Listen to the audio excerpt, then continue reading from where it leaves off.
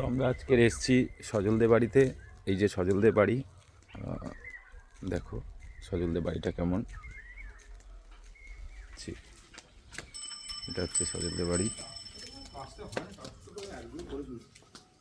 কি জামা কাপড় ভেজাবে এখন? তো কাচবে কখন?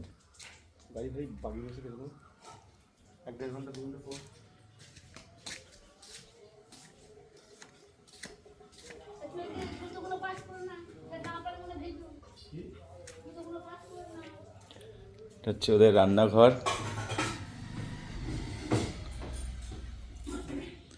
এই একটা রান্নাঘর, আর এই যে একটা রান্নাঘর।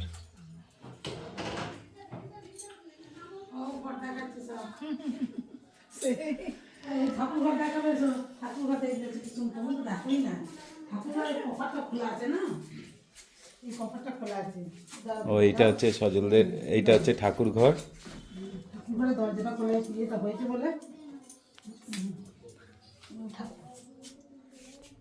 এই যে সব ঠাকুর সব এইগুলো পুজো হয় না? এই চৈত্র মাসে হবে, ভাদ্র মাসে হবে, পৌষ মাসে হবে। ছোট করে ঠাকুর তোরে ওদের ঘরগুলো তোমাদের দেখাচ্ছি। এই যে এইগুলো হচ্ছে, দেখো প্রথম বলি, এইটা হচ্ছে মাটির ঘর। এটা হচ্ছে পুরোটাই মাটির ঘর। সেটা 3তলা ঘর।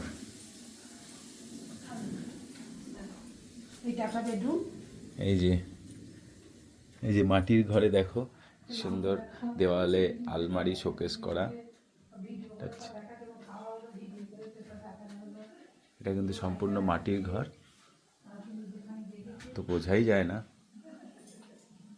এরপরে তোমাদের আর একটা ঘর দেখাই।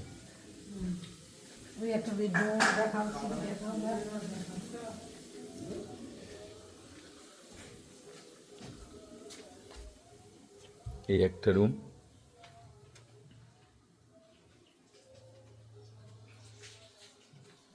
দেওয়ালগুলো দেখো কতটা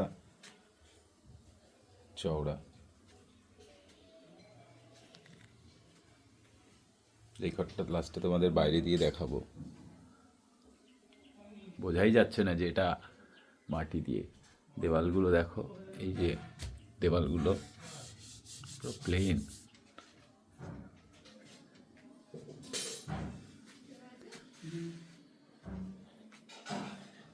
এরপরে আর একটা দেখাচ্ছি।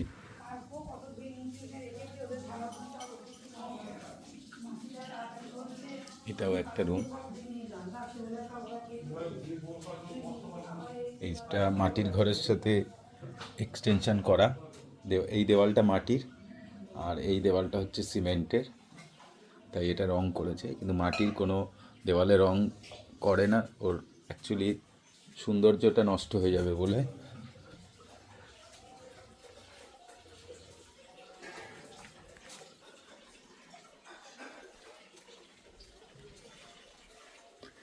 এটা দেখো, এটা হচ্ছে মাটির সিঁড়ি।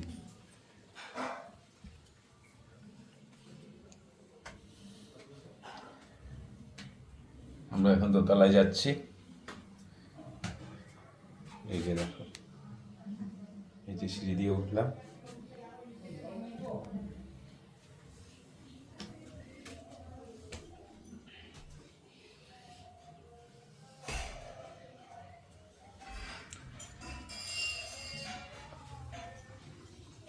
হচ্ছে বারান্দা মাটির। এই যে সজল এসছে, সজল এসছে। সজল একটু দেখাবে। সজল খুব অ্যাকচুয়ালি ও খুব শৌখিন, তাই ওর ইচ্ছা ও মাটির ঘরেও। দেখো সব থেকে বড় কথা হচ্ছে কত সুন্দর এসি লাগিয়েছে। সব থেকে বড় হচ্ছে যে মাটির ঘরে এসি হয়তো তোমরা দেখেছো, সেগুলো হয়তো কোনো কটেজ, কোনো অন্য কোনো হোটেল, এইসব জায়গায় দেখেছো, কিন্তু ওর বাড়িতে ও নিজে এটা লাগিয়েছে। তো তোমাকে ভেতরটা দেখাচ্ছি। বারান্দাটা দেখো, এটা সম্পূর্ণ দোতলা, কিন্তু বারান্দাটা এই যে মাটির, পুরো দেখছো মাটি দিয়ে লেপা। আর দেওয়ালগুলো তো মারাত্মক, দেখে বোঝাই যায় না যে মাটি না সিমেন্টের। এবার ঘরে ভেতরটা দেখাই। কালকে আমরা এই ঘরেই ছিলাম রাতে, এই যে এই ঘরে কালকে রাতে ছিলাম। এই যে এসিটা লাগিয়েছে, দারুণ ঠান্ডা হয়, মানে আধ ঘন্টাও চালাতে লাগে না, 10 মিনিট চালালে তারপরে সারা রাত আর এসি না চালিয়েই শোয়া যায়। ফ্যানও চালাতে লাগে না, ফ্যান আছে। দেখো দেওয়ালগুলো দেখো, দেওয়ালের মধ্যে শোকেসগুলো দেখো কত সুন্দর সাজিয়ে রেখেছে।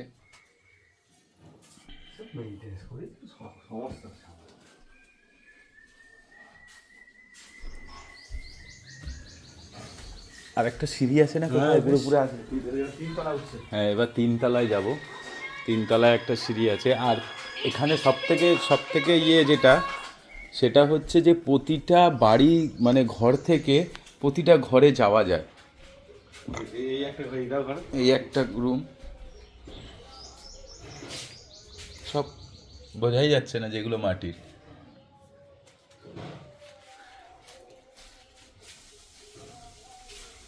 আর ওই সিঁড়িটা কোথায় একটা, যেটা এটা দোতলায় আসলাম।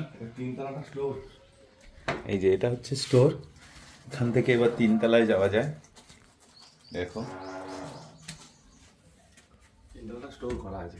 এই যে এটা অ্যাকচুয়ালি 3 তলা এবং ছাদ। এই যে দেখে নাও, দোতলার ছাদটা তোমাদের দেখিয়ে দিচ্ছি। এই হচ্ছে দোতলার ছাদ, পুরো স্টোর করা আছে। এটা হচ্ছে স্টোর।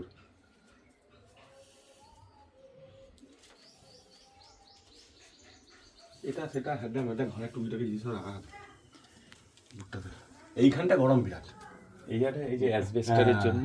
আর এইটা যে এই যে পেতেনটা দেওয়া আছে, হ্যাঁ, ওই ঘর নিচে ঘরে যাও, এটা পুরো পেতেন করা আছে। আচ্ছা। মাটির, ওই জন্যে ঘরগুলো ঠান্ডা, গরমটা নামতে পারে না। এই উপরটা গরম হয়। এই ওপরটা শীতকালে ভালো, শীতকালে ভালো। শীতকালে দুপুরবেলা রোদটা অ্যাসবেস্টারে পড়বে আর গরম ঘুম দেওয়া, ঘুমানো। কিন্তু উপরে শুতে হয় না। এই মাটির ঘর তো তোমার শীতকালে এমনি গরম হয়ে যাবে। হ্যাঁ, একটু দুটো জিনিস হয়, গ্রীষ্মকালে যেমন ঠান্ডা হবে, শীতকালে তেমনি অটোমেটিক গরম হয়ে যাবে ঘর। শীতকালে অটোমেটিক ঘর গরম হয়ে যাবে। খুব সুন্দর, আমার তো ওই জায়গাটা দারুণ লেগেছে।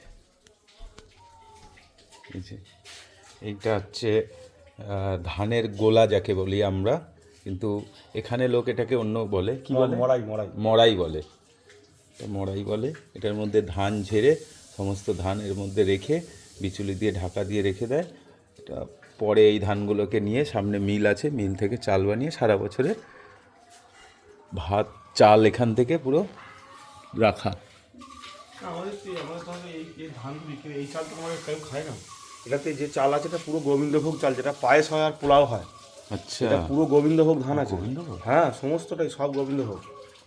আমাদের এখানকার চাল, এই চাল মানুষে খায় না, শুধু পায়েসটা আরাম করে মাঝে সাঝে গোবিন্দভোগ চালের ভাত খাওয়াও যায় না, মানে বেশি সেন্টেড তো প্রচুর না। এটা তো ম্যাক্সিমাম সাউথ টাউথ বাইরে আরব টারবে বেশি খায়। বহুত কস্টলি চাল তো। এই ধানগুলো 60 টাকা কেজি মনে হয়, না 70 চালে গোবিন্দভোগ চাল এখন 90 টাকা কিলো আছে। হ্যাঁ হ্যাঁ, 90 টাকা। 90 টাকার মতো কিলো আছে গোবিন্দভোগ চাল। আর এইটাই রান্নাঘরের উপরে যেটা করে যায় ছাদটা